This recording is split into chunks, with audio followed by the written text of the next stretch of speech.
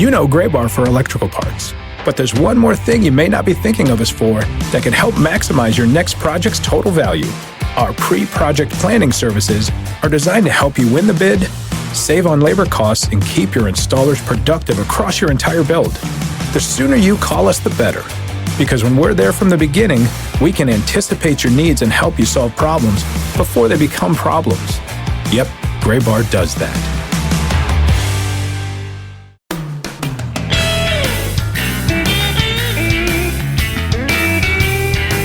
Is this the final podcast of the regular season?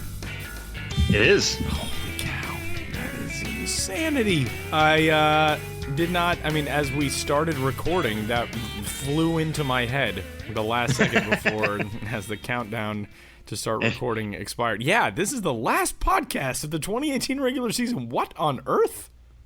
Yeah, to be honest with you, I was thinking what we were going to do for the intro. I thought this is episode 175. Isn't that cool? It's a nice round number. Yeah. I don't know what the 175th anniversary podcast is, if that's super diamond or what that means exactly, but diamond. That sounds cool. And now it kind of hits me that the last podcast of the regular season is more meaningful than just a silly number. I can't believe it. This is my 5th season in this job. And by the way, welcome into episode 175 of the MILB.com podcast. The show before the show. He's Sam Dykstra. I'm Tyler Mon. I apologize for sounding like Kermit the Frog, but it's been a long few weeks. My 5th season with MILB.com, every year has gotten faster. The inexorable march to death just continues speeding up. But I really feel like it was 15 minutes ago we did the first show of the season. And the thing was, I remember over the off season, all I kept saying was man, it's almost a season. Can't believe it. Can't believe how fast this off season's going. And now here we are, the end of the regular season. What I'm saying is we're all going to be old someday. Yes. Time marches on as it always does. And we'll get more into what this season means. We're still in it. You know what I mean? There's plenty that we're going to get to in the offseason in terms of Milby Awards that we're starting to put together now, and Organization All-Stars, and how we're going to frame this season and what it all means to us. That's not what we're here to do today, because it is still the regular season. There is still baseball to be played. There is a whole nother month of Major League Baseball still to come, in which prospects are going to come up and all that. So we'll get we'll get nostalgic for the 2018 season when it's officially over. But the fact that we're knocking on the door here, and the season ends on Monday, Labor Day, for most leagues except for the Pioneer League, which is weird for some reason, is insane. And this is my 7th season. I began in 2012, and it does even get faster beyond 5 years. Oh, 6 years goes faster. Great. 7 years goes faster. Yeah, so that's what you have to look forward to. Which is weird, me telling you that, because you're the older one here. The fact that I'm telling you what you have to look forward to. Yeah. Thank you. Just a nice role reversal for us this week. Thank you for pointing this out. That's good. That's good. You're older, time will go faster. That's what you're saying to me. Very excited. You're old, Tyler, is what I'm saying. I never want you to forget that. Thank you. So with that, welcome into this week's episode of the show before the show. Thanks for finding us wherever you did. We're on iTunes, we're on Google Play, we're on the Stitcher app, maybe we're on Spotify, maybe we're on some other, I don't think we're on Spotify. Maybe we're on some other platforms. We're not on Spotify yet, but we should this offseason. That's jerks. That's going to be an offseason goal. Okay. I submitted our thing to them a couple months ago, and then I never heard back. Bunch of punks. We're talking to you, Spotify. But wherever you found us, give us a rating and a review and a subscription, and get in touch with the show if you would like. Podcast at MILB.com. And with that, we'll roll in 3 strikes. Our first segment, week after week, in which we discuss the most pressing topics of minor league baseball, and we get things started this week with September call-up preview. We're just a couple of days away from rosters expanding to the full 40-man groups for the September playoff push in the major leagues. I've already seen some promotions. Luis Arias goes up to the major leagues with the San Diego Padres. Some Peter Alonso news. But, Sam, what's right now, what's on your radar most as far as September call-ups go? Yeah, so I'm just going to run through the list here real fast of players we expect who are ranked amongst MLB.com's top 100 right now, who we expect will be called up. This isn't they might be, they're in place too, maybe. These are guys who are, 95% sure will be called up in September. Just a quick note on that. Tyler mentioned it's members of the 40-man. It doesn't have to be every member of the 40-man. If you're on a 40-man roster, you're not necessarily going to get called up. It just means you are eligible to be added to the active roster. So sometimes players get protected from the Rule 5 draft, even though they haven't pitched above Class A, and then they pitch at Class A Advanced this year. It doesn't mean they're going to skip 3 levels just because the floodgates are open now. But that being said, these are some of the names you can expect to come up maybe on September 1st, maybe after the season ends in the minor leagues, maybe after the playoffs end, etc. So I've got Victor Robles with the Nationals, Kyle Tucker with the Astros. Michael Kopech is already up with the White Sox, as we discussed last week. Luis Urias, who Tyler just mentioned, got called up this week with the Padres. Francisco Mejia also with the Padres. He'll probably be moved up. He already has some experience with the Indians. Alex Verdugo, been up and down this year with the Dodgers. Billy Calhoun, same deal with the Rangers. Luis Gohara with the Braves. Danny Jansen with the Blue Jays, already on the active Major League roster before September 1st. Touki Toussaint, who made his debut earlier this month. Colby Allard just got added this week already. He had made his Major League debut already this month with the Braves. Anthony Alford debuted last year with the Blue Jays. I expect him to be up, even though it's been kind of a rough year for him. And Dakota Hudson is currently pitching out of the St. Louis bullpen. Those are the top 100 prospects we expect to be there. Some question marks that I have right now, and we might expand this list. I'm going to make this a tool shed for Friday. But the way things look right now, these are definitely not sure things. They're not on the 40-man roster yet. Would they get added would they get added to the 40-man roster and then called up for their debuts? We'll have to see. Jesus Luzardo with the A's. The A's actually said when he got pushed to AAA, maybe it was a possibility he could make the jump to Oakland, move into the bullpen. Then this week, their general manager hinted that might not be a possibility anymore. They have a hard innings cap for him. Obviously, he has a history of Tommy John. They're still building up innings with him. He didn't pitch a full season last year, so they don't necessarily want to push him, even though the A's are one of the most fun teams in baseball right now and are making a hard push for the AL West. Kyle Wright. Listen, if the Braves are going to call up Touki Toussaint, Colby Allard, Mike Soroka earlier in the year, Luis Gohara, why isn't Wright in that conversation? He very well might be kind of in that same slot. Austin Riley has started to turn things around, show a little bit more power. AAA Gwinnett. If the Braves are really going to make that push for the AL East, he might be the future of the third base position for them. Do they want his bat, even just coming off the bench? That's a possibility. And Justice Sheffield, who has been moved to the bullpen with AAA Scranton Wilkes-Barre. Part of that is innings management, obviously, but also the Yankees don't have a spot in the rotation for him necessarily. They would love to see how his stuff works out of the bullpen right now. That's not his long-term goal. It's not his long-term plan. If he's going to make the club in 2019, it's going to be as a starter. But, if they're going to maybe catch the Red Sox in that AL East and that gap is closing, they're going to want as many good arms in that bullpen as they can get. Justice Sheffield is easily one of the better arms in the Yankee system, not just the farm system, but like in the entire organization. So it'll be really interesting to see if they actually give him that call. Like I said, he has been pitching out of the bullpen so far. So we'll have to keep an eye on that. Those are 4 names to watch come September.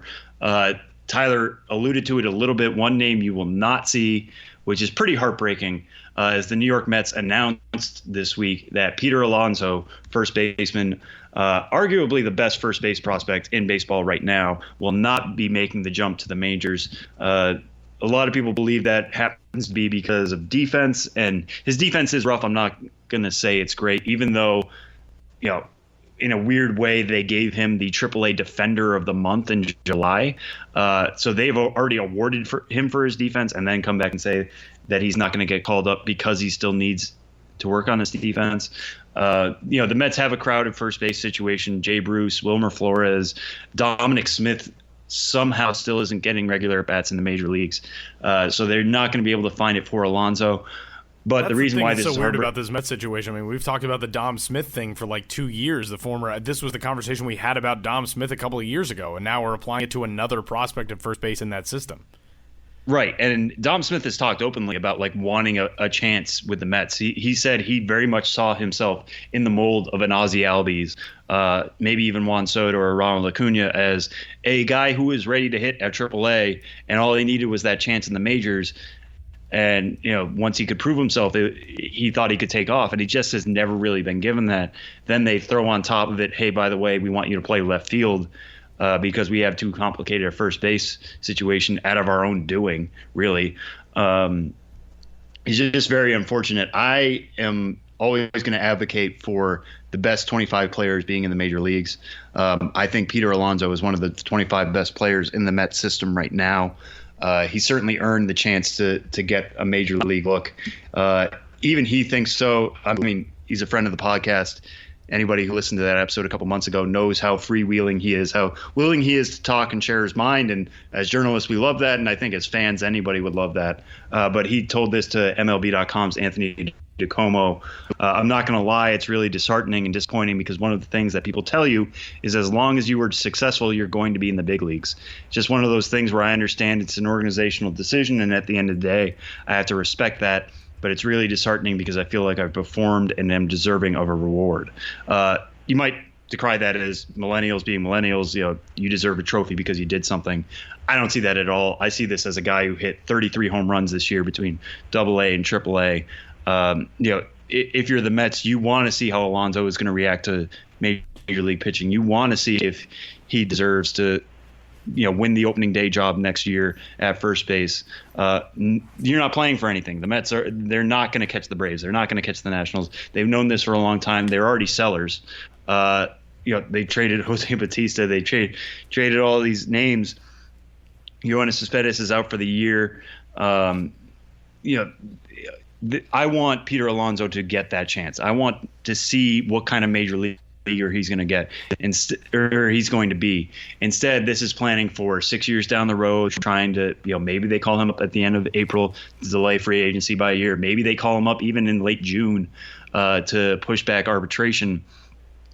And that's just unfortunate because it's not helpful to the player. It gets you in another Dominic Smith situation where the player's doubting himself. What have I done wrong?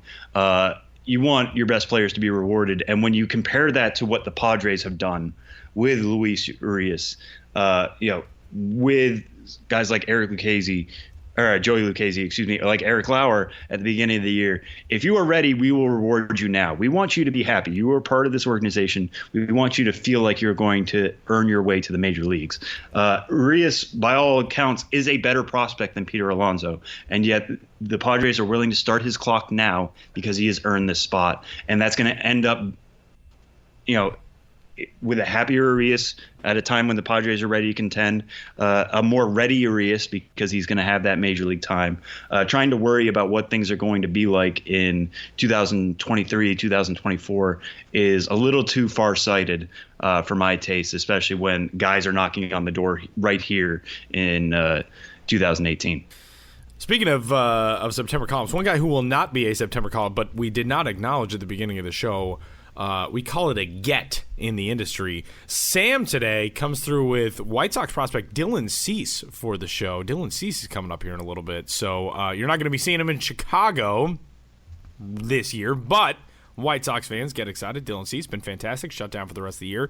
However, not shut down from the podcasting circuit. And he stops by the show here today. You like that? Strike two this week, Sam. We've got some postseason all-star recognition, end-of-season all-star recognition. We always have that conversation on the site. End of season, not postseason. Postseason means all-stars for the playoffs. End-of-season all-star recognition coming in.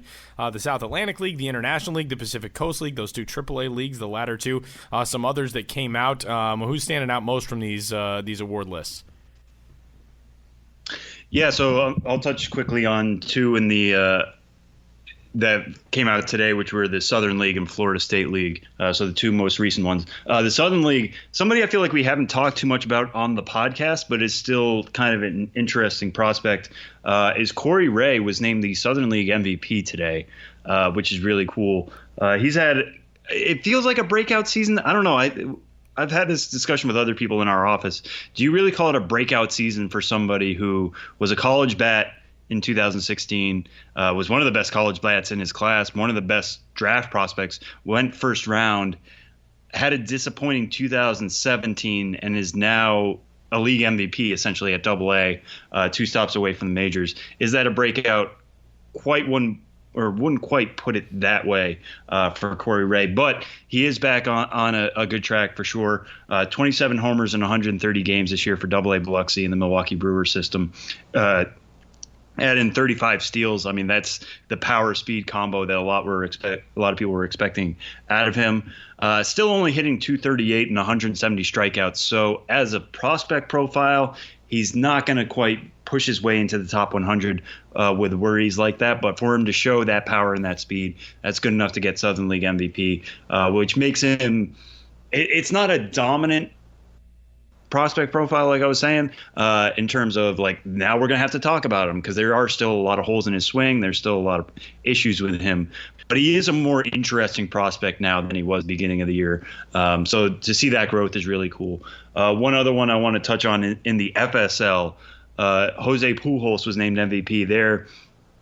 4 MLB top 100 prospects named to that end-of-season all-star list. Taylor Trammell, who was the Futures Game MVP, as some folks might remember.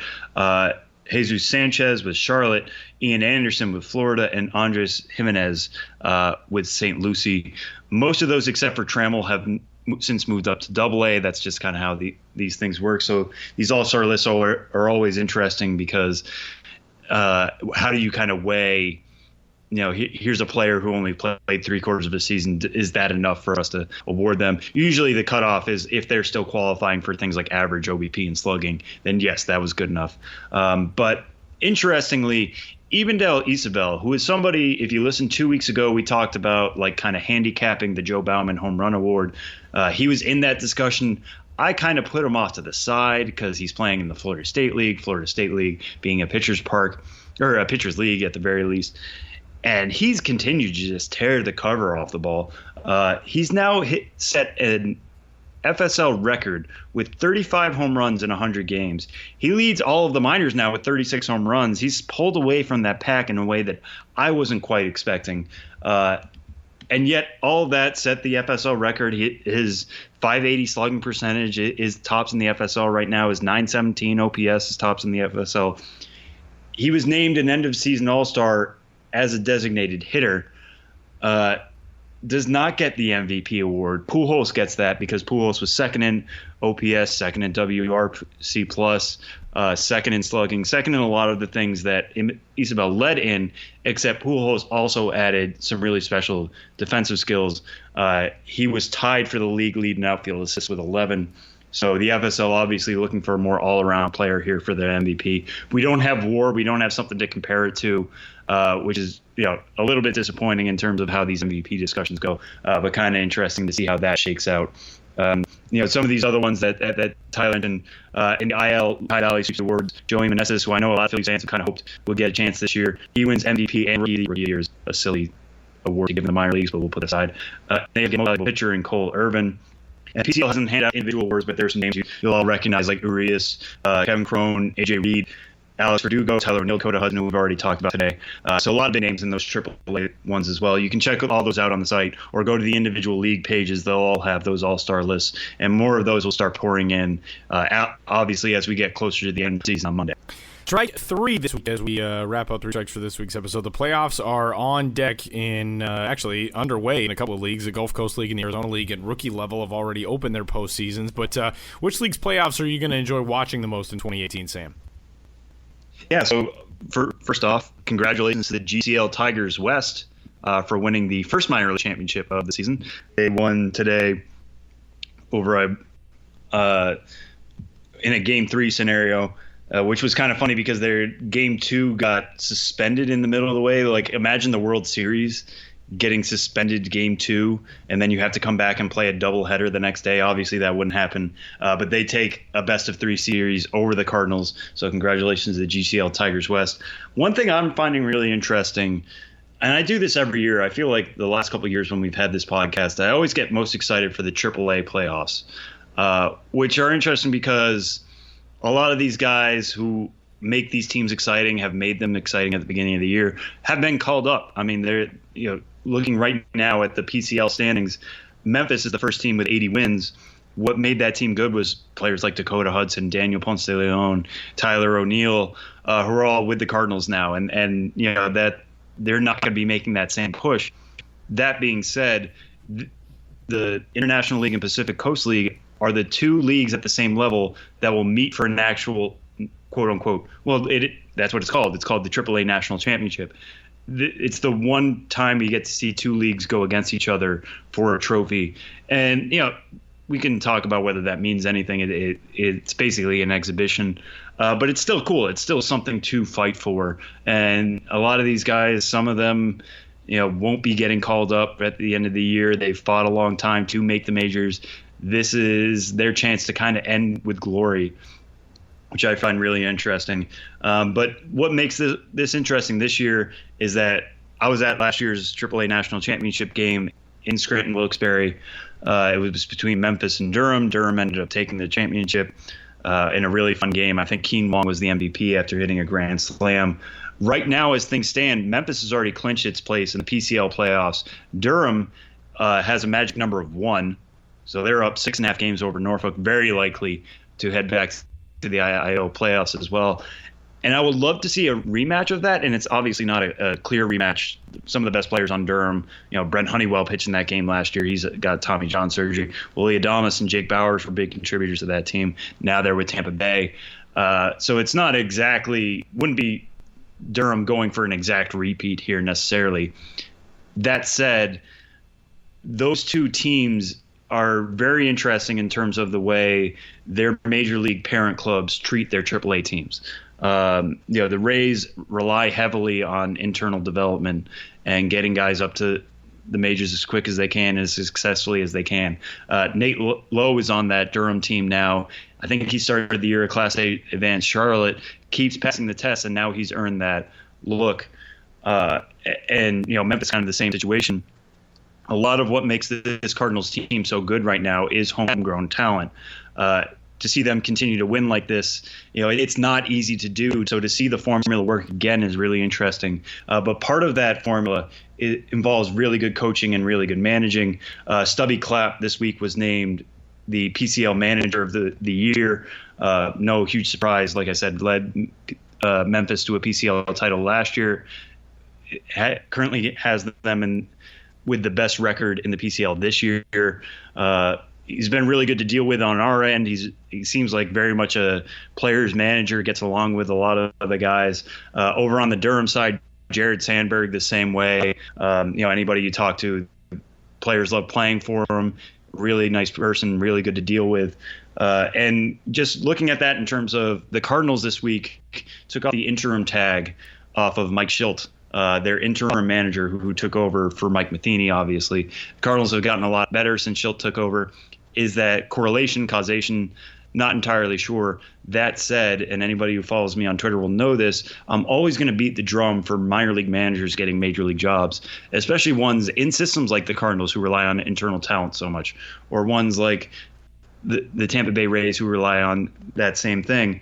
You want, by the time your top talent makes the majors, you want them to feel comfortable. You want them to know that they have somebody behind them who trusts them and who's been with them every step of the way. Mike Schilt has managed almost every step of the Cardinals chain and has done really well. Stubby Clapp is basically Schilt 2.0. So to see him maybe win another PCL title, maybe get Memphis its first AAA title, would be a chance for him to get that major league job that's eluded him so far. It's probably not going to come in St. Louis, which defeats my argument about him growing with guys, but he is grown as a manager, and I would like to see that rewarded. Same thing with Jared Sandberg. I don't think Kevin Cash is going to be leaving Tampa Bay anytime soon, but Charlie Montoyo before him had climbed all the way to the majors after managing Durham for a couple of years. I would just like to see these guys get the same chance that Schilt get, and I would like to see the game kind of acknowledge what minor league managers can bring to the higher benches. So that's 3 strikes for this week's episode of the Show Before the Show podcast. And coming up, we're going to head to the Chicago White Sox organization and the 5th-ranked prospect in that system. Sam got a chance to catch up with Dylan Cease, shut down for the year, but a terrific start to 2018 with Winston-Salem, terrific finish with Birmingham at Double-A, and Dylan Cease joins the show next.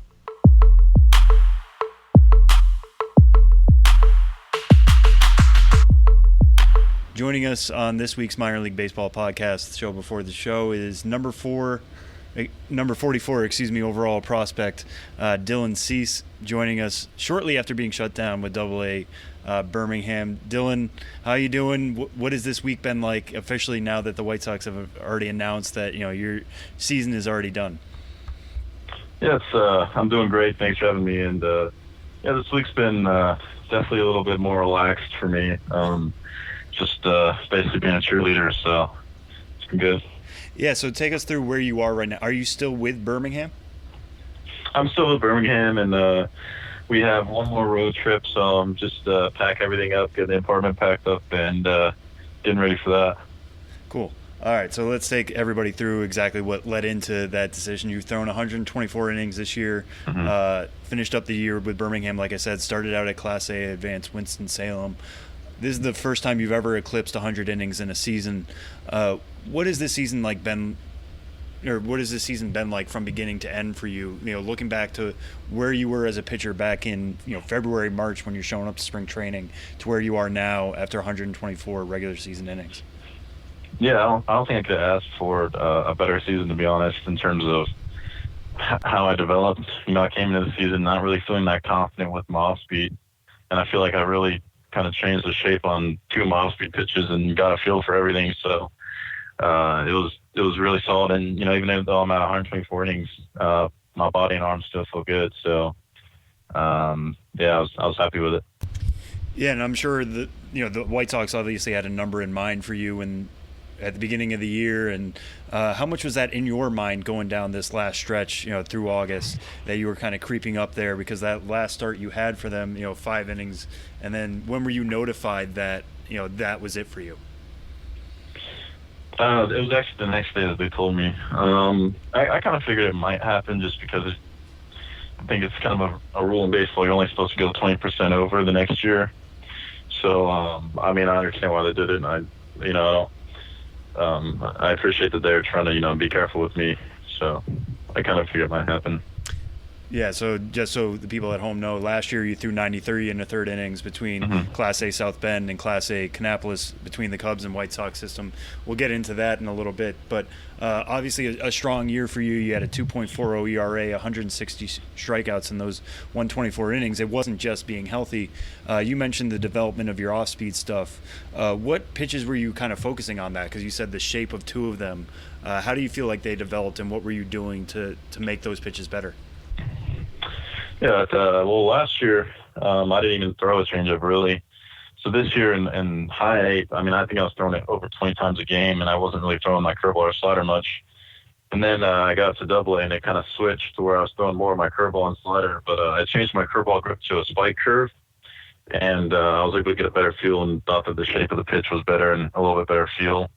And then the slider was really a pitch I didn't throw last year either. So I just continued to throw that, and then I was finally able to get a good feel for that too. So there were times during this year where I was having, 3 really good pitches, sometimes 4 working for me at a time.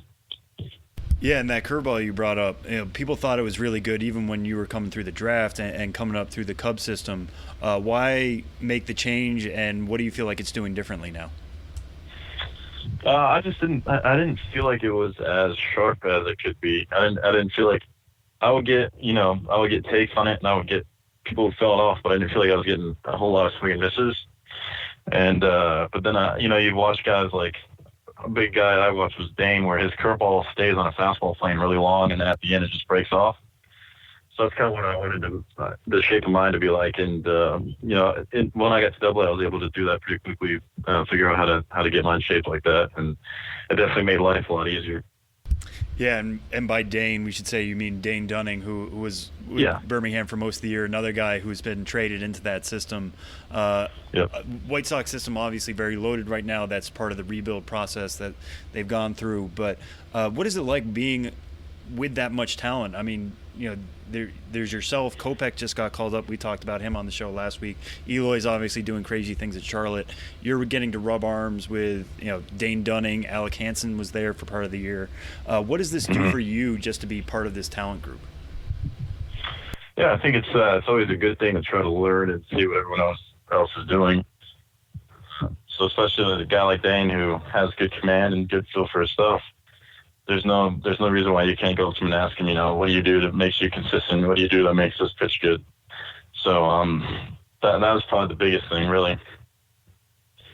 And speaking of what this year has been like, finishing the year healthy is obviously a number one goal for you. But when you look back on it, you were a midseason All-Star in the Carolina League. You went to the Futures game. There were numerous times I feel like we wrote about you where you struck out more than 10 batters in an outing. Yeah. What would you call the highlight of your year now that it's officially finished? The highlight of my best game was probably I took the perfect game into the, I want to say, 7th against the Smokies. I had I think I had a couple games where I had no hitters into the 4th or 5th maybe. But that was probably the highlight for me. And obviously, like you said, finishing the season healthy is a big highlight. But, I would say, I was really happy with this season.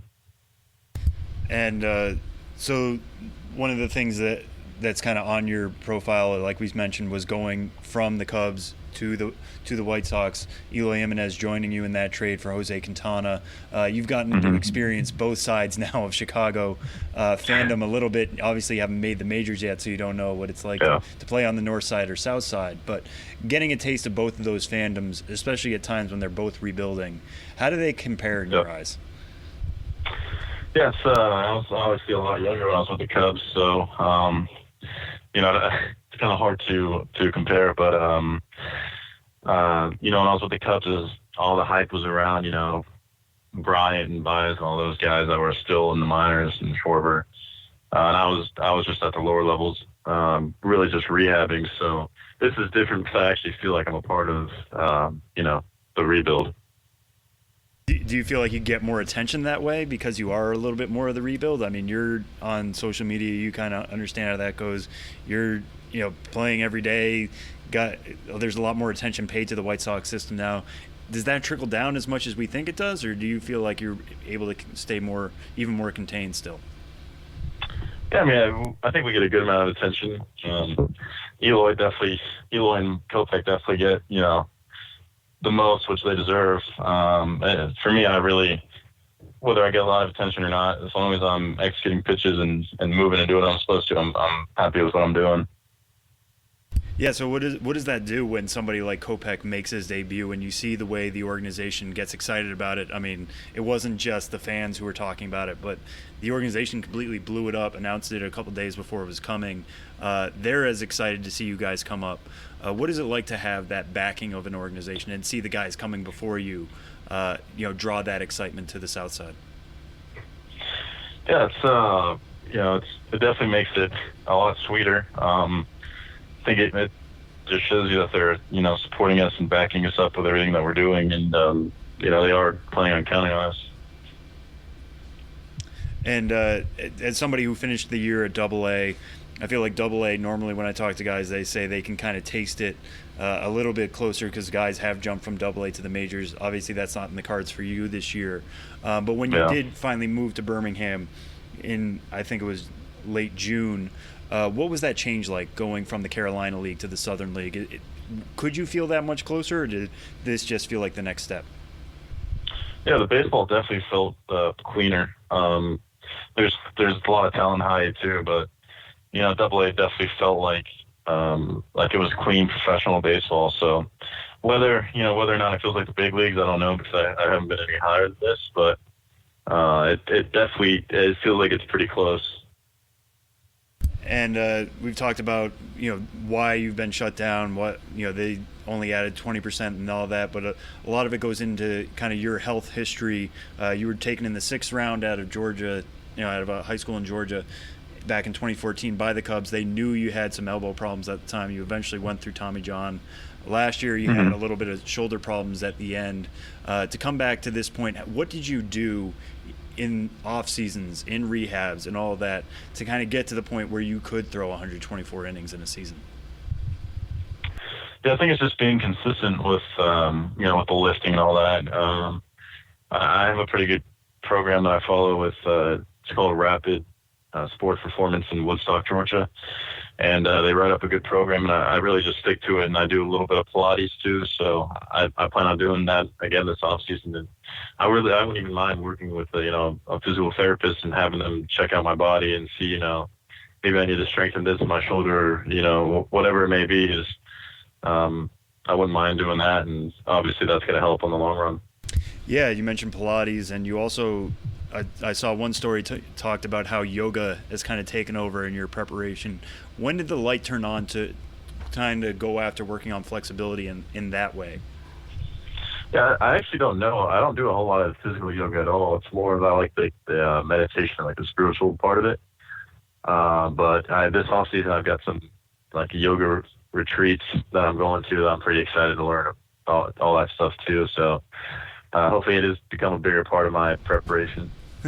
Where any idea exactly where you're going to be headed on a yoga retreat? Oh, it's in Tennessee. But okay. This yogi I like, he's got like a place in Tennessee, so it's gonna be like two different 3-day retreats where I'll learn a bunch of their stuff. Have you ever been on that before? No, I'm excited and nervous. Well, there you go. I mean, that's a good way to spend the off season, I would say. But what kind of advice would you have for somebody who is going through Tommy John, or somebody who is in high school who is going through that process that young age? You've gone through it, as a teenager, essentially. Luckily, the Cubs knew that coming in. But what was it like going through that, and what do you talk to guys about when they're going through Tommy John themselves? Yeah, I would say the biggest thing I would say is just to stick to that program.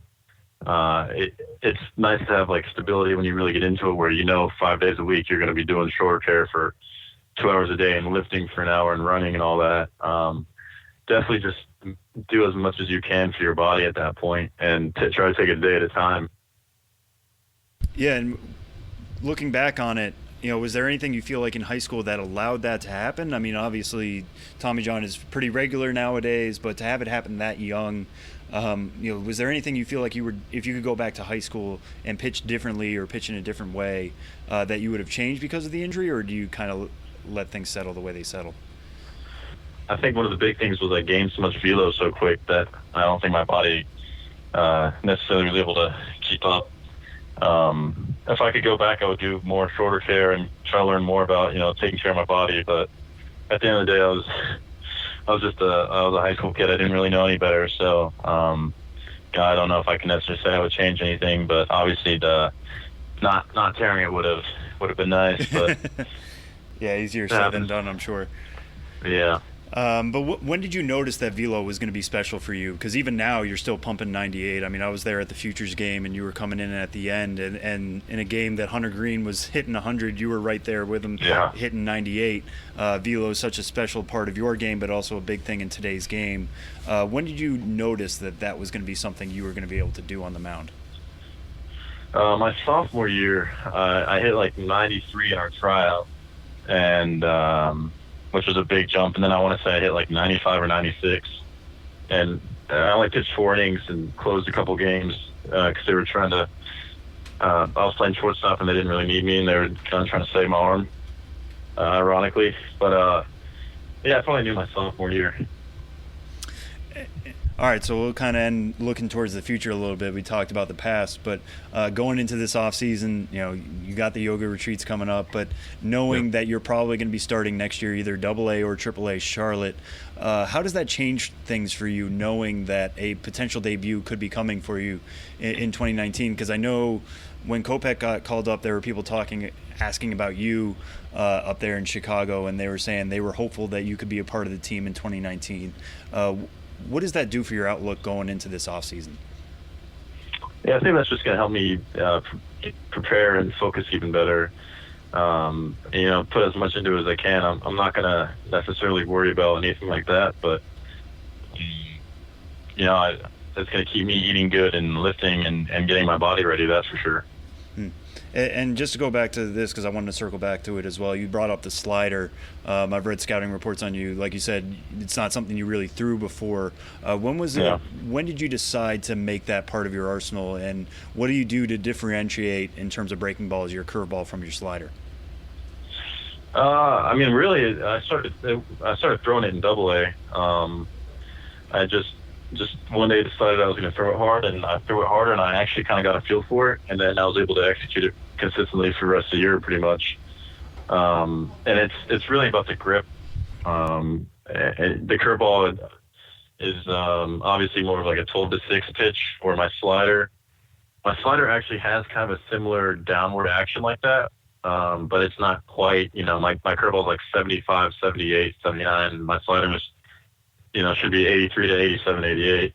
So it's mainly just a little bit of speed difference and probably a little bit of the action on it. Yeah, and when you say you were the one who decided to throw it, was that a personal decision? Was that something the White Sox or one of your pitching coaches, pitching coordinators was saying, like, hey, this could certainly help you?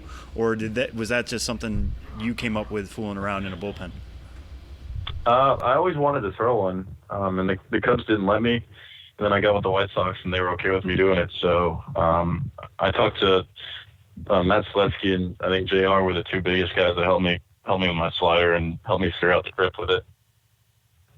Yeah, and kind of along those ways, what other ways have you developed differently as a pitcher with the White Sox than you were as the Cubs? I mean, obviously, like we mentioned, pitching at Double-A is going to be different. Pitching at High A is going to be different. Those are two things you've done with the White Sox that you didn't do with the Cubs before you got traded. But developmentally wise, what are some things the White Sox are doing differently with you since the trade? I don't necessarily know if it's anything different. It's just, now that I've done it, multiple years in a row, I'm starting to kind of understand how to put everything together. So I was, this year I was able to execute pitches finally, whereas, the last couple of years I didn't have great fastball command and I didn't really have any off-speed command at all. So, when you go from throwing 10 curveballs and like 4 of them are good and the rest aren't good to 7 or 8 are good and 2 are bad, then it's just, it ups your chances of succeeding. And fortunately, I was able to execute my pitches way better this year. Yeah, and we'll end on this one. Again, looking forward, to next year's spring training in Arizona. Everybody's going to be together. You're probably going to be in big league camp for the first time, or at least getting a taste of that on that side. I was in it. This season. Okay, you were there before, but at least a little bit closer this time. It's going to taste a little bit more real. What are you expecting that to be like, and what are you guys like as a group of White Sox pitching prospects? Is there a competition amongst you guys, friendly as I'm sure it is, or how much are you guys rubbing off on each other? I mean, what is that aspect like, knowing you're all trying to push to the majors for what's eventually going to be 5 rotation spots? Yeah, I mean, I'm sure there's a little bit of a competition aspect to it, but it's more friendly than anything. I'm not rooting against anybody to make it, so, or for them not to make it so I can make it. It's more of a just hopefully, it makes us each elevate our game to a whole other level. Yeah, I mean, it's definitely going to be exciting that we're all, that much closer, and, Kopech's already there, and, Dane's not that far away either. So, it should be fun. All right, well, we'll leave it on that. Number 5 prospect in the White Sox system, Dylan Cease. Like we said, season's already over. Off-season's just about to begin. Congrats on all the success this year, Dylan, and thanks for joining us. Thank you. I appreciate it. Thanks for having me.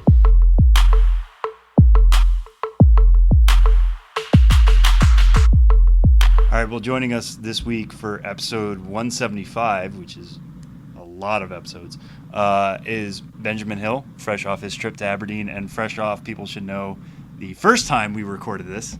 So a lot of the things we're going to be saying for the second time, which is extremely my fault, everybody should know. But anyways, we do have a lot of fun stuff to talk about because you did come off that Aberdeen trip. You are going on a bunch of big trips this weekend to Colorado. But first off, take us through Aberdeen. You were there for Steamed Crabs Night. You got to be your own designated eater, which was pretty neat. So what was that like, that trip to Maryland last Friday? Yeah, it was great. And even though, Sam, we just did this segment and we just talked about all this, it's going to be new to everyone listening. So let's just bring the spirit of newness to all our listeners and say all the things we said before, such as we are in room 5N of the Chelsea Market, the same room that we were in last week. For those keeping score at home, you are sitting to my right. I am therefore sitting to your left. And Tyler is not with us, and I miss him, and his voice should be coming through the screen or the speakers in your computer, and they're not. So, Tyler, I miss you. Sam and I, we're struggling clearly, but we're doing our best to get by.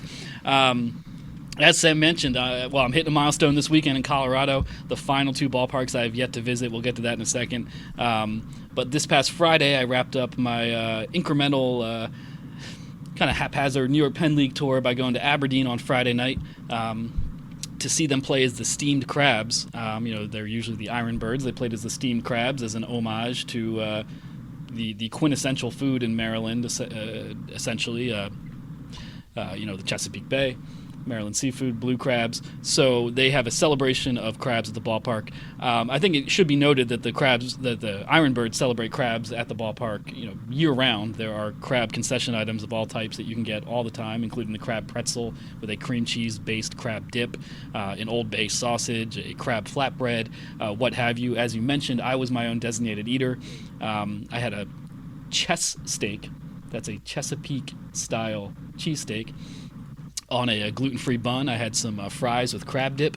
I had all sorts of wonderful stuff that was gluten-free, and it was great to do because usually I just watch people eat, and I get sad that I can't eat it, but that's a cross I have to bear as one with celiac disease, and I'm okay with that. I deal with it, but it was nice to have a gluten-free feast of my own at the ballpark, and of course this was highlighted by the steamed crabs themselves. And I hadn't had steamed crabs for a long time. Concessions manager Tim Graham gave me a tutorial. He is a man with crab in his blood, he told me, which is, of course, hopefully not literal, but... Yeah, would that be CRAB positive? Wow. Yes, I'm going to go with that. AB positive is a blood type. No, it was great. Yeah. You didn't use that joke the last time. I didn't use that. That's the thing. We're bringing fresh stuff to this one. Man, that was good. Yeah, his blood is CRAB positive. That's all you got to say. AB is the thing, and you're just tacking on CR to the front of it. Yeah. I'm explaining my joke as if this makes it any better. Yeah. Well, and the reason I don't make mistakes in my writing is because I'm typo negative. There it is. Okay. Yeah. Anyway, this man has crab in his blood. His name is Tim Graham. He's the concession manager of the Aberdeen Iron Birds. He gave me a tutorial on how to eat them, which essentially is like you rip off the claws, and then you break the claws, and not break the claws in two, but where there's a joint, you break that off, use the mallet, get some really nice hunk of meat there in the claw. Then they got all those little legs, which you kind of rip off and just suck. You get what you can out of them. Right. The back fin, that's no good. You throw the little back fin away. There's the back legs, I guess. And then you flip the crab over, and there's essentially a built-in pull tab for easy access to the crab's underbelly. So you rip that off. And there's the lungs and what they call the mustard, which is, I guess, what the crab hadn't defecated yet. This is really getting down and dirty. Yeah. And I like it. It's at a ballpark. So the team actually has a $56 all-you-can-eat crab feast during Sunday home games, and, of course, on this crab night, steamed crabs night. And so I was eating these steamed crabs and really loving every second of it. The team gave me a bunch of steamed crabs to take home with me, which I was going to eat in the hotel room that night of the Aberdeen Comfort Inn, but decided that would be a little too messy for the hotel. I'm very conscious of not making a mess for housekeeping, who are hardworking individuals. And so I took them home with me. It was a long drive home. Driving on 95 and New Jersey Turnpike on a summer weekend is no good. Even though, you look at Google Maps and you're like, it's just a straight shot out of the city, 3 hours. Going up on Friday and coming back on Saturday, those were not good drives. And on the way back, I had a whole box of crabs with me. And I got back to my apartment. I live alone. And I ate them all by myself in my kitchen. And had a little crab feast for one. Yeah, which how many people could you have fed for that? And what would you have charged? If not $56. Well, it wasn't about charging people. If I had friends, I could have invited them. But I also live in Brooklyn, Ben. I'm just saying. I'm not that far from you. I'm sorry, Sam. I should have invited you over for a crab feast. Yes. Well, that's when you go to the Rocky Mountains this weekend. Mm-hmm. If you no, never mind. I'm going to bring you back some Rocky Mountain oysters. Yes. No, that's okay. We will eat some Rocky Mountain oysters. I'll get some gluten-free Rocky Mountain oysters. If you come back with like breakfast burritos, because I will say Colorado has some fantastic breakfast burritos. If you do that, I will show up at your door when you get back. When are you getting back? I'm getting back on Wednesday. Wednesday. I will be there at your door Wednesday morning. I'm not sure how these breakfast burritos are going to keep. They're that good. I would wait for them. All right, man. I'm waiting for you to come and knock on my door. Yeah. Yeah. So, anyways, now that that's kind of set aside, you did mention that it is a trip down I-95. I've driven past it. Anybody who's gone from New York to Washington, vice versa, to New York to Baltimore, anything kind of along that eastern seaboard, there's probably passed by the stadium there. It's part of a kind of bigger complex for youth baseball and all that. But how do the Ironbirds kind of plug themselves into that area? Well, it's easy on, easy off right there on 95. As you mentioned, that's a ballpark that if you live in the Northeast, it's one you're more likely to incidentally see than just about any other ballpark. And it's not just the home of the Ironbirds. There's a whole youth baseball complex surrounding it with all sorts of different fields. Obviously very maintained very well. It's the Ripken name, Ripken brand. Cal and Billy are owners, so the Ripken family is embedded in that organization. And, there's proximity not just for the Aberdeen Ironbirds to Baltimore, but the entire Baltimore system. So it's a great area to live if you're an Orioles fan. It's not great to be an Orioles fan in the year 2018. Not so much, no. But from Class A short season Aberdeen all the way up through Triple-A Norfolk, you can get to all their parks easily. And that's a great thing. So I'd recommend going if you're an Orioles fan or not. The drive on 95 can maybe not be pleasant, but it's easy. And you can get some steam crabs at a ballpark, and that's not something you can do anywhere else. And it's a really fun, even though I eat crabs alone, because I didn't call you and I don't have any friends beyond you. Sam, you're my only friend. Oh, man. Well, okay. We don't need to get that deep on this. We can save that for our other talk when we go through this a third time and how this is going to get more and more personal every time we do this. Is this an experiment? Are we just going to do this every time until, take 8 is just This is my Black Mirror episode. It's just Ben saying nice things about me after the 10th take. But anyway, so this comes at the end of your New York Penn League trip. You've gone to Brooklyn, Staten Island, State College, Williamsport for the Little League Classic. Now you're wrapping it up with Aberdeen. When you look back on these trips, because they're not all one big thing, you're mostly day trips here, how would you kind of look back at this section of your tour this year? Well, I look at it as we talked about proximity is the one most local to me. 2 of the 5 teams I visited are in are in New York City, Brooklyn Cyclones and Coney Island and Staten Island Yankees. So it's weird to go on the road while not actually quote unquote being on the road. And the New York Penn League is an interesting league to explore. I only hit 5 parks this time around, but I've been to all of them through the years. And there's a lot going on. It's, the name New York Penn League speaks to the league's origins, and there's obviously still teams in New York and Pennsylvania.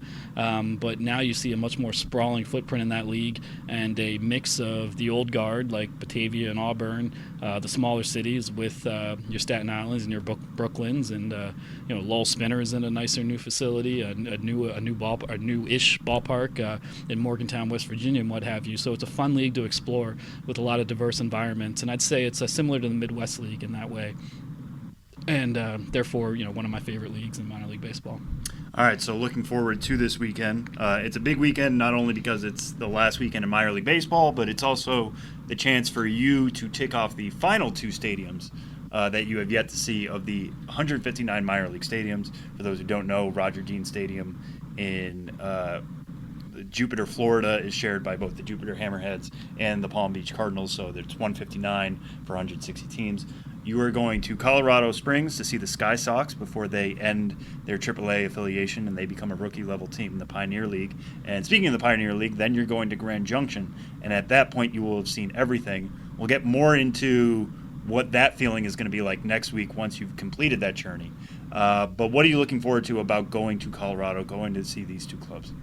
Well, first and foremost, it's the 2 I haven't been to, and this is a big milestone for me to go from, getting this job somewhat randomly in 2005, part-time night shift, to parlaying it into seeing every single minor league baseball ballpark is something I'm proud of, and something I'm really looking forward to doing, and something that has, consumed me over the last couple of weeks in terms of hitting that milestone and doing things related to the milestone, and hopefully continuing to expand my audience, which what I feel is still an underrated niche, exploring America through minor league baseball. It's really the best thing in all sports writing, easily. So I don't know why I'm not world famous with what I'm doing, but I'm getting there.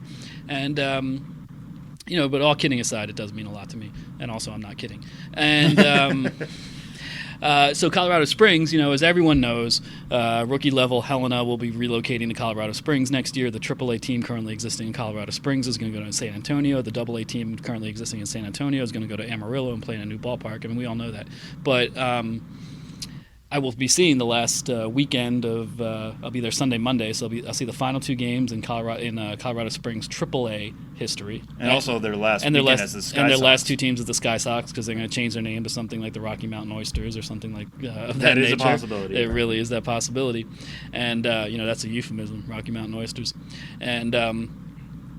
So looking forward to seeing that end of an era and covering it the best I can, and then going to Grand Junction, where I've never been. That's the home of the Junior College World Series, and just the way it worked out. Just for me, on one hand, this is a big milestone. Not on one hand, it is a big milestone for me, and something I hope to celebrate in some way, shape, or form. Probably by eating alone in my kitchen, just like we've been over this, just like with steamed crabs, but also. But I'm still there just to do the job which I always do, which is to really, in all honesty, not make it about me, and to report on the people and things that make it unique. I'll have my designated eaters there to try food items, and obviously a built-in angle in Colorado Springs with the end of Double-A and Grand Junction. It's a little bit TBD, but I'm sure I'll get something out of it. So I'm really looking forward to that. And getting the job done, and then I consider this a long and winding road to have been Ben's Biz 1.0, and we'll see what the future brings. But first things first, was want to get through this and enjoy it as much as I can. Yeah, and I'll ask you something that I didn't ask last time. We'll spice it up a little bit, but when you are going to a place for the first time, obviously you kind of have your process down pat now. Are there times when even you are surprised? Sure. I mean, there's a lot of times, I'll go to a team that maybe just, social media-wise, promotion-wise, doesn't do things all that, eye-popping or eye-catching beyond their local market. They're not a team I've communicated with much in the past, from afar, and I don't really know what to expect. And from the moment I walk in, I'm just like, bam, wow, this is like, who knew, in a lot of ways. And I love to be pleasantly surprised that way. I love sometimes being in a ballpark on a dead night when the team says they're inevitable. You should have been here yesterday. You should have been here. You should be here Saturday, whatever. But I like seeing teams operate under less than ideal conditions to see like the true creativity and stick to its spirit that shines through, and the absurdities that result. More often in small crowds. I kind of like being surprised by the little things that you just couldn't have ever planned for, and I like that the nature of my job allows me to suddenly, somehow just get thrown into, between any contests or talking to someone I didn't expect to be talking to, and there's always this internal monologue in my head somewhere like, wow, like you're doing this right now, this is your job, and it's strange. Sometimes, whatever, dressing up as a hot dog and racing a crab like I did in Aberdeen, it becomes almost second nature, and I don't think about it, and then 10 minutes later I'm interviewing someone or meeting with the designated eater. You get used to that kind of that whiplash, but there's surprises to be had everywhere, and that's why I've stuck with this for so long, because you really never know what you're going to see, and I always try to keep an eye out for everything, and I don't sit still at a game, and I'm always walking around, and I'm always just trying to see what I can see, even on a small level, because that's what I'm there for. So I don't turn my mind off until I get back home and eat alone at my kitchen. You're going to keep coming back to this, aren't you? Yeah. You're just trying to get people to come to your door and just be like, Ben, we're hoping you're not eating alone.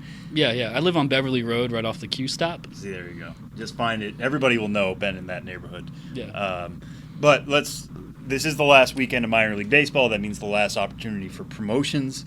There is a pretty cool one coming up this weekend. A couple of others that we can talk about more starting next week. My favorite is the Daytona one, which they're going to be the Kings of the North for their playoff run, which is really cool. That's a tie-in to Game of Thrones for anybody who doesn't get that reference.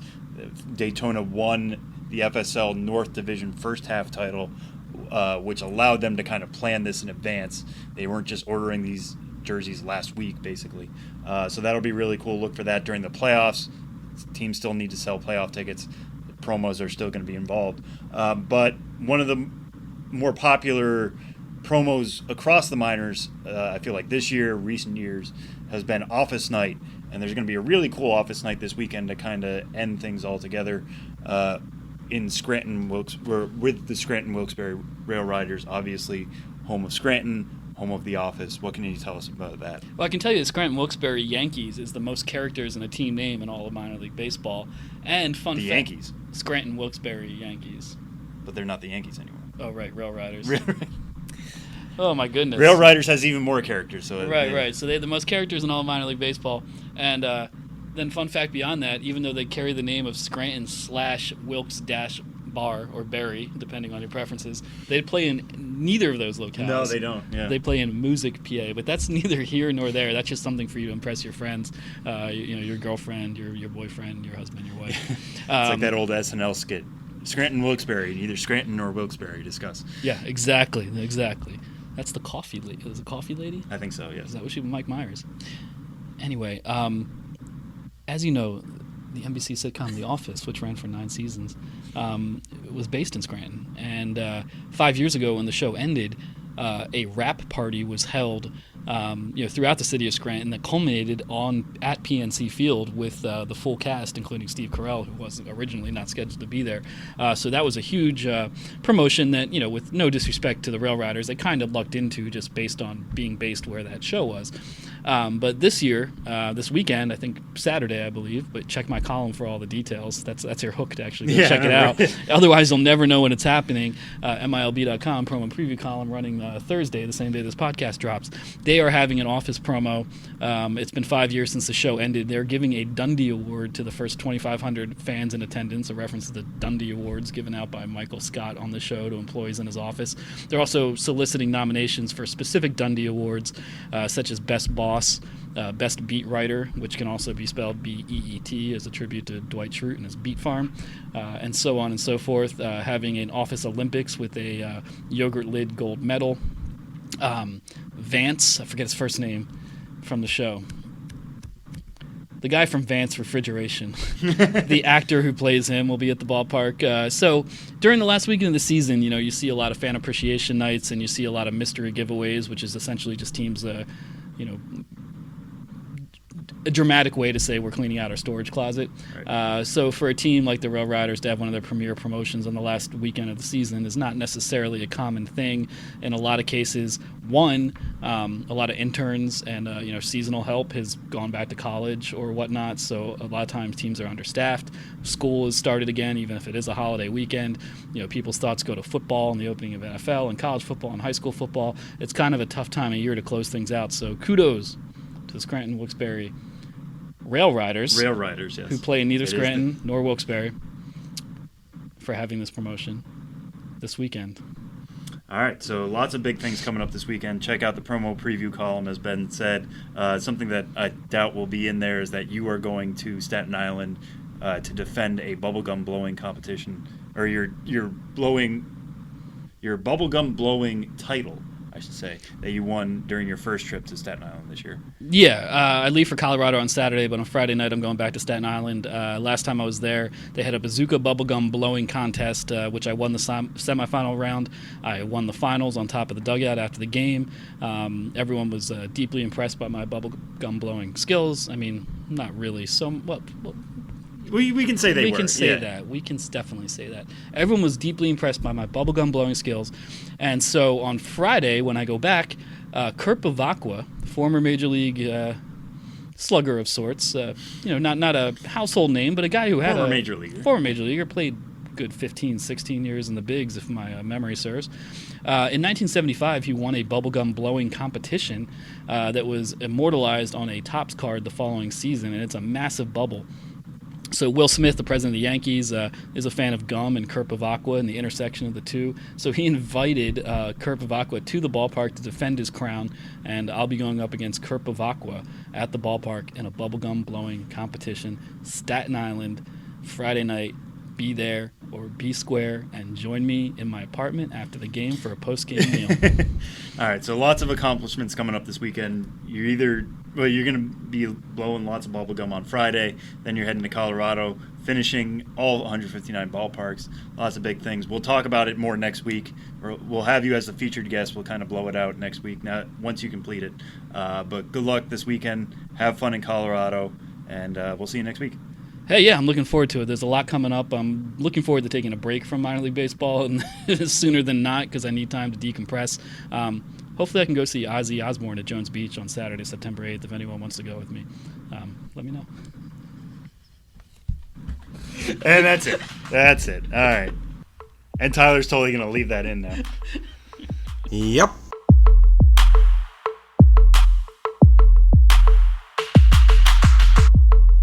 Final segment on this week's episode number 175 of the Show Before the Show podcast. Again, apologies for my voice. I'm also in a hotel for the final time this season during the Show Before the Show. So if the stream quality, the internet recording quality has not been terrific, just deal with it. It's a free podcast. But next week we'll be back to normal. So there. But this week on MILB.TV, we are getting close to the postseason, and you can watch the final days of playoff races and the start of the postseason. Sam, what are you watching this week? Yeah, so I've got my eye on one pitcher in particular. Normally we don't get to watch that many FSL games on MILB TV, but this will be kind of a treat. Slated to go this Friday for Class A Advanced Tampa at Bradenton, which will be a MILB TV stream, is Davy Garcia, the number 12 prospect in the Yankee system. Feel like the Yankees always just pop out these prospects. Jonathan Loaisiga was one of them to begin the year. Just Sheffield, somebody else, although they got him from the Indians, obviously. But they do a really good job at just developing pitching, taking guys who have front line stuff and turning that into results. Garcia actually tossed 7 perfect innings with 12 strikeouts in his FSL debut back on August 6th. Right now he's got a 1.27 ERA and 5 starts with 35 strikeouts and 28 in the third innings. He's only 5'10", so he's on the small side, which has many questioning whether he can stick as a starter going forward. But he's got a plus fastball. He's got a curveball that has a really good spin rate, which obviously is a big part of today's game in understanding all that kind of stuff. So this is the chance to kind of get to see him. He can work low 90s to mid 90s with his fastball. For somebody who's really dominating the level, this will be a chance for him to go out on another high on Friday. So I'll be really interested to see how that stuff plays, how he'll kind of continue to handle this jump to Class A Advanced. And, I'm already ticketing him for a potential real breakout next year. He's only thrown in 69 innings this year between Tampa and Charleston. What happens when he throws 100 innings? I'll be looking forward to that next year. But first things first, let's see how he does Friday at Bradenton. What do you got your eye on, Tyler? Yeah, the Pacific Coast League. This is kind of a fond farewell in that we won't have to deal with it any longer. The Las Vegas 51 stream for MILB.TV, if you have ever tuned in on MILB.TV, is unique. And the last time that the Las Vegas 51s will be streaming from Cashman Field this weekend, the 51s will be taking on the Sacramento River Cats. So you can say goodbye to it in the way that, Philadelphia said goodbye to the Vet, or you say goodbye to like an old car. It's a thing that has been there, and now they're moving in a brand new Las Vegas ballpark next year. And but Vegas, there is some other stuff to keep an eye on in that game. They host Sacramento. Peter Alonso, who we talked about earlier on in the show, Peter Alonso going for the minor league home run title in 2018. Also, David Wright is there this week on a rehab assignment. The New York Mets third baseman, still trying to make it back to the major leagues. And I think if you would have told a lot of people at the start of 2018 that David Wright would be in AAA by the end of the year with the back issue, the degenerative spine condition that he's got, I don't think many people would have believed that. And I know I'm cheering for David Wright, so that's something else you can keep an eye out for on MILB.TV this weekend. Yeah, and the weird thing is about both of those guys is that this might be the last chance you get to see either of them on the season. We said earlier in the show that the Mets have made it very explicit they don't plan on calling up Alonso. They've also made it pretty explicit that they don't plan on activating Wright. I would love to see him up in the majors too. It sounds like it's mostly a financial issue, which is really a shame. I think insurance is covering 75% of his salary so long as he's not on the active roster. But if he gets a chance to show a little something this weekend or at the end of this week, I think his rehab assignment has to be up by Friday. Then maybe he can tip the scales. Maybe he can get some good PR on his side. But fingers crossed. Either way, get a chance to say goodbye to Las Vegas and Cashman Field in a MILB.TV way. That's one of the first minor league ballparks that I ever remember having any type of exposure to. I remember on ESPN back in the day, ESPN2, I think, they used to run the AAA All-Star Game every once in a while. They'd have like the AAA Home Run Derby from Cashman Field in Las Vegas. And Cashman Field, the end of a minor league era in Vegas, coming up this week as they close down that ballpark. So that'll do it for this week's episode of the Show Before the Show podcast. Thanks for hanging with us. He's Sam Dykstra. I'm Tyler Maum. We'll talk to you next week.